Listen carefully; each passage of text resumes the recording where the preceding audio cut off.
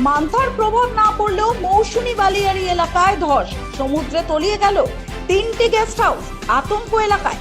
আবারও দক্ষিণ 24 পরগনা জেলার নামখানা ব্লকের মৌসুমী দ্বীপের বেশ কয়েকটি গেস্ট হাউস তলিয়ে গেল সমুদ্রের জলে। এলাকায় প্রায় 1200 মিটার নদী বাঁধে ধস। বারবার প্রশাসনিকভাবে জানিয়ে দেওয়া হয়েছিল মান্থার প্রভাব পড়বে, কিন্তু মান্থার প্রভাব খুব বেশি না পড়লেও হঠাৎ সমুদ্রে তলিয়ে যায় 3টি গেস্ট হাউস। পাশাপাশি নদী বাঁধে ও চরে বিশাল ধস নামে। সকাল থেকে জরুরি ভিত্তিতে শুরু মৌসুমী পর্যটন কেন্দ্রে বাঁচাবার লড়াই।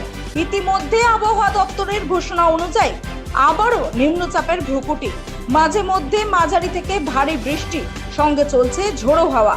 তার মধ্যে মরা কোটাল নদী বাঁধে ধস ভাবিয়ে তুলেছে এলাকাবাসীকে। মৌসুমী দ্বীপের 3টি গেস্ট হাউস সম্পূর্ণভাবে নদীতে তলিয়ে যাওয়ায় কোটি কোটি টাকার ক্ষতির মুখে গেস্ট হাউস মালিকরা। তার উপরে নদীর ধারে বাস করা বেশ কিছু পরিবার আতঙ্কে দিন গুনছেন।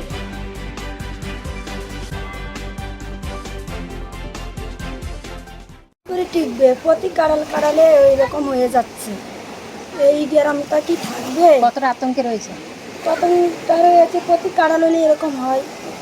তারপরে যখন দুদিন ছিল তখন যদি ঠিক করতো তখন ভালো হতো। তখন এই ঝড় বৃষ্টি এখন করলে কি আর হবে? কনক্রিট ঢালাই করলে কি এই বাঁধটা রক্ষা করা যেত গ্রামটি? হ্যাঁ, তখন করলে রক্ষা করা যাইতো, এখন আর রক্ষা করা যাবে না।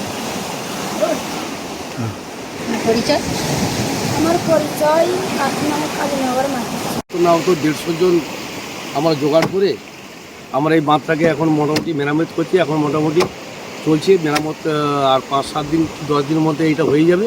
হয়ে গেলে মাটি আটে ফেলে মানুষ যাতে সুস্থভাবে থাকে সেই জন্য ব্যবস্থা আমার লেবার এবং আমাদের যে কন্ট্রাক্টর, সরকারের টাকায় এইসব হচ্ছে। সরকার কড়া নির্দেশ দিয়েছে, যে ভিডিও সব এরা দিয়েছে, তাদের নির্দেশে আমাদের কাজ চলছে। এই যে বর্ষাকালে কাজ, মাটি কোথায় পাবেন, কিভাবে কাজ হবে? এখানটা মাটি তো পাওয়া যায়নি স্যার, এখন ওই বালি দিয়ে এখন করতে হবে। এখন মাটি নেই, এখন নদী যেতে মাটি দেবো। আর এখন বর্ষাকালে মাটি কোথায় পাবে? এই কাজটা কি খরকালে করলে সুবিধা হতো না?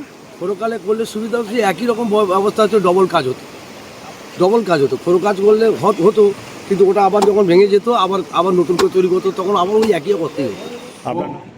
আমাদের মামাটি মানুষের সরকার 2011 সালে মাননীয় মুখ্যমন্ত্রী মমতা বন্দ্যোপাধ্যায় ক্ষমতাসীন হওয়ার পরে এবং পরবর্তী সময়ে আমাদের মাননীয় যিনি বর্তমান মন্ত্রী এবং 2001 সাল থেকে সম্মানীয় বিধায়ক আমাদের সাগর বিধানসভার সম্মানীয় বঙ্কিমচন্দ্র হাজরা মহাশয়ের মহান উদ্যোগে আমাদের যেটা বিচ্ছিন্ন দ্বীপ, যেটা মৌসুমী দ্বীপে, সেখানে প্রত্যন্ত এলাকায় বিদ্যুৎ পরিষেবা সংযোজিত হয়েছে। অন্যদিকে দাঁড়িয়ে রাস্তাঘাট আপনি যদি মৌসুমীতে দেখেন অনেক উন্নত হয়েছে। হ্যাঁ, ঠিক আছে, হয়তো কিছু রাস্তা ব্রিক ফ্রাইড রোড আছে বা কোথাও কাঁচা রাস্তা আছে, সেগুলোকে অলরেডি টেক ওভার করা হয়েছে এবং সেগুলো সুন্দরবন দপ্তরে এবং ওখানে বালিয়াড়া মৌজা থেকে শুরু করে এবং কিছু মৌজা আমাদের সেটা গঙ্গাসাগর বকখালি ডেভেলপমেন্ট অথরিটির অন্তর্ভুক্ত হয়েছে। সেখানে কিছু কাজ চলছে এবং পঞ্চায়েত সমিতির তরফ থেকে আমাদের পথশ্রী মাধ্যম দিয়ে প্রায় অনেকগুলো রাস্তা তৈরি করা হয়েছে। 15 CFC 15 SSC থেকে, পঞ্চায়েত সমিতি ওয়েসার থেকে এবং বিভিন্ন পর্যায়ক্রমে সেগুলো কাজ হয়েছে। এবারে যেটা বলছেন বাগডাঙ্গা থেকে যেটা মূল সংযোগকারী রাস্তা, সেই রাস্তাটা একটু ন্যারো আছে, সেটা অবশ্যই এটা মানে একদমভাবে আমাদের প্রপোজাল অ্যাকসেপ্ট করা হয়েছে। মানে ওই রাস্তাটা শুধু রিপেয়ারিং নয়, মানে ওই রাস্তাটা একটু এক্সটেন্ডেডের প্রয়োজন আছে, সেক্ষেত্রে প্রপোজাল অ্যাকসেপ্ট করা হয়েছে। সেক্ষেত্রে প্রপোজাল পাঠানো হয়েছে আমাদের লাইন ডিপার্টমেন্টকে এবং সেক্ষেত্রেও আমরা ঠিক এটা প্রত্যাশা করতে পারি যে খুব দ্রুততার সঙ্গে একটা কাজ হবে।